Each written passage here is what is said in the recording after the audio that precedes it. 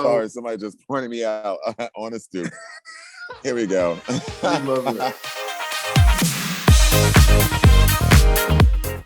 Dashaun Wesley is the king of Vogue. You know him from his iconic work on HBO Max's Legendary. He's also stunning as Shadow in Pose and has been everywhere from Magic Mike XXL to America's Best Dance Crew. Baby, it is about to be tens across the board here on Logo Live. Please welcome the icon, Dashaun Wesley. How are you, baby? I'm doing well, Johnny. How you doing? I'm good. So I start off all my interviews asking my guests, what is she giving? I see you have some cute glasses on. I see you're giving very much New York Stoop. What's going on? Right now, I mean, I've been told the vibe that I'm giving today is kind of like a different world, kind of Dwayne Wayne kind of situation.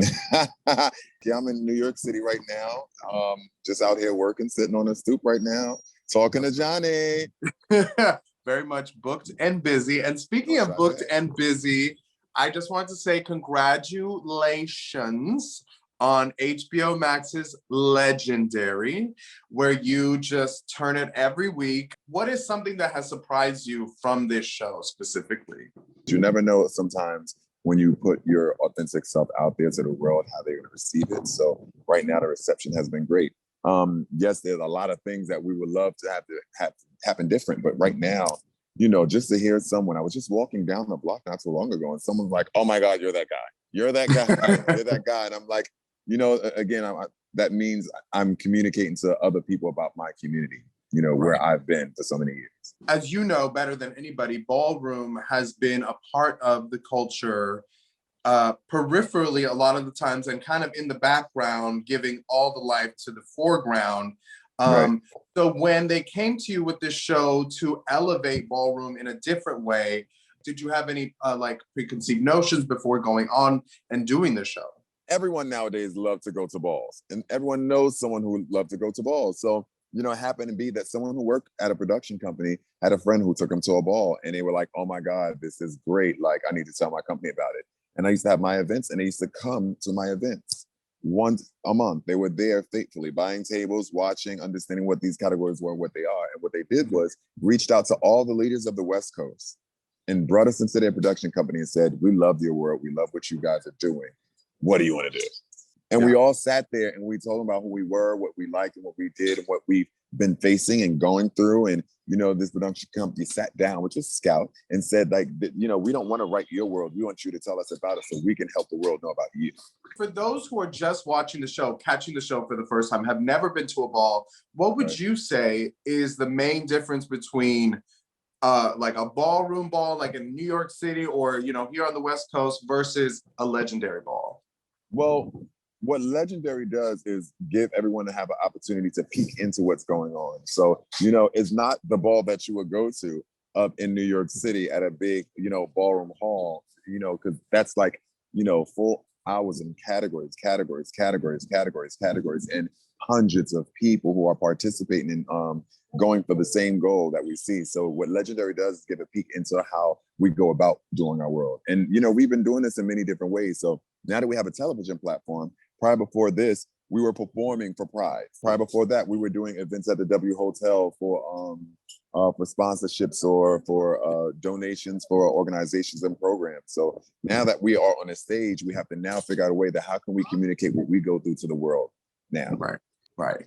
And, you know, you being an icon, I feel like these days, you know, people throw around the word iconic, legendary, look at this legend, and they just popped out on the scene last year. Can you tell us, for the viewers, what is the differentiation between what it takes to become an icon, what it takes to become a legend, and, you know, what it takes to just become up and coming?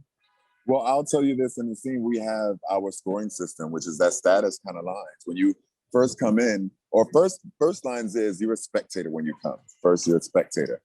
That's not counted as status, but we still recognize everyone when it comes to that situation. But there's a spectator, then there's a line of once you start participate, you're a star. Then once you're really good, you become a statement. If you left a name that's so amazing, you become legend. And then when you start to change even the littlest things about your community to help give or make some type of feedback great, you become icon.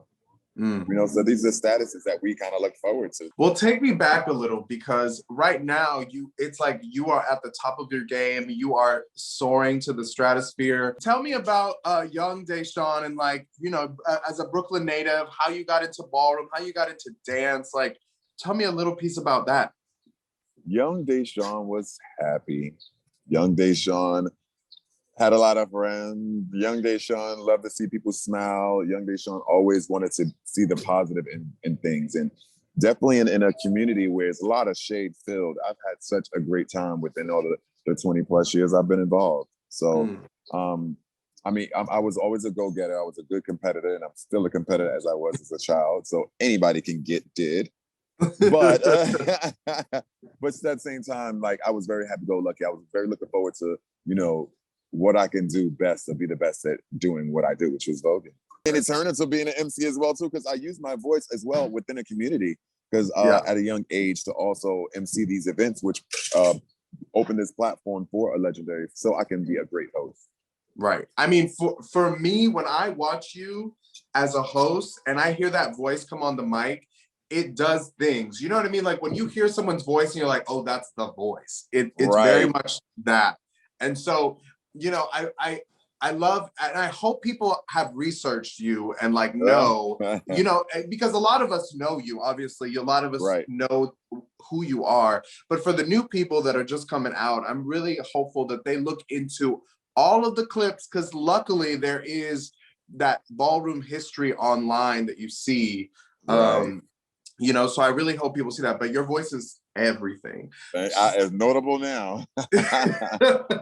Right. It's one of those things where, like, you can hear it even without seeing you, and you're like, oh, that's Dashaun, you know? It's so crazy. And I have, like, I have people on Twitter, online there, but like, can you narrate my day? Like, can you just sit there and just talk about how my day is gonna go? Or just, can you chant for my day? Listen, so you are the host of Legendary. I see a lot in your future, as well as I'm sure you do as well, because don't nobody get to where you are without knowing where they're going. So I would say, give the queer viewers maybe a five-year timeline. Where do you see the Dashaun empire going? Oh, where I see the Dashaun empire. Well, one thing I'm always about, like, representing myself as, you know, as a great entity in my community and also outside. So, you know, I want people to see the greatness of how we can grow. I want to see the greatness of what this community can build and how we can be there. So my thing is seeing there's opportunities in space for our community to get sponsored in so many ways that we don't know. And now that I have this space and this platform to learn and educate even those that I know who see big within themselves, you know, there should be no way that thousands of people are coming to the balls and we're not being sponsored by some big organization that can help us even be better with competitors.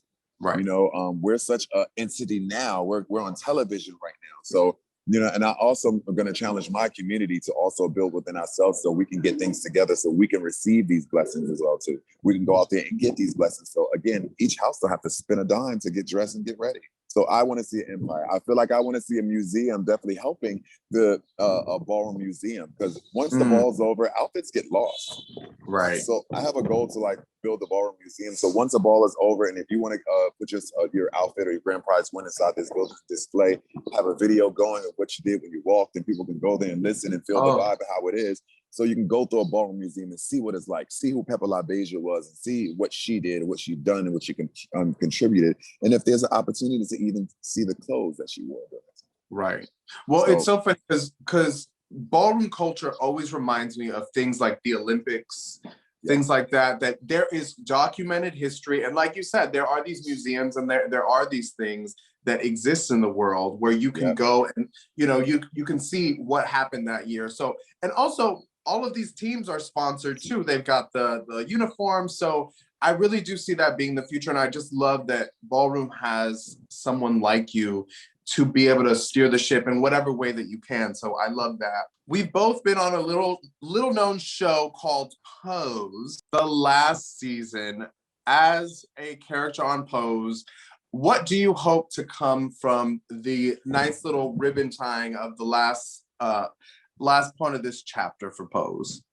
what I hope to come from Pose, again, what people have learned is sort of a place in time or moment in history of ballroom where we're able to like let you know certain stories that existed or what fight had to happen during that time in order for us to speak up and be a voice.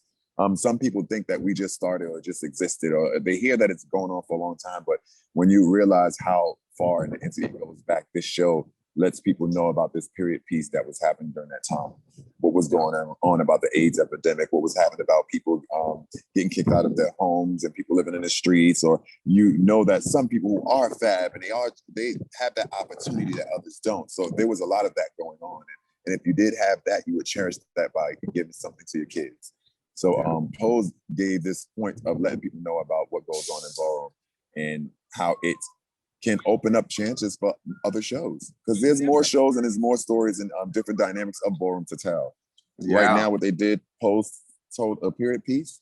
Legendary is letting people know what's happening now. You never know what's going to let people know what's happening when in the background when you go to a ball. You know, those are my favorite parts of the show when you get the little commentary from the other houses. I'm like, yeah, that's the real deal right there. Imagine a full show of the commentary. Sad. Love it. Who in Pose, which character would you not want to walk against? Oh, I'm Shadow Khan now. I want to go against everybody. My character is this bad boy who gets upset at everything and wants a challenge, who be there for the fights. You know, that's the character that I'm creating this man to be. And, you know, I have the opportunity to create him for Pose, and I'm glad I had that chance. So he's the bad boy. He wants to battle everybody. You know what's so funny? When I like read that question to myself, I was like, Dashaun is gonna say, "Baby, I'll walk against anybody." Anybody can get it. Anybody can get it. Like I said in the beginning, anybody can be did. I love it. I really am so happy that you have this opportunity. You deserve it. If people really knew how much work you put in to get to where you are, they would be uplifting you every day, and they should. So I just want to say thank you for taking the time out of your booked and busy schedule to talk to me on Logo Live. All good. Thank you for having me in these New York City streets and catching me on the stoop, you know. I love it. I think we should do Stoop Talk with every guest. Okay. Gave a dynamic in the background, baby. All right.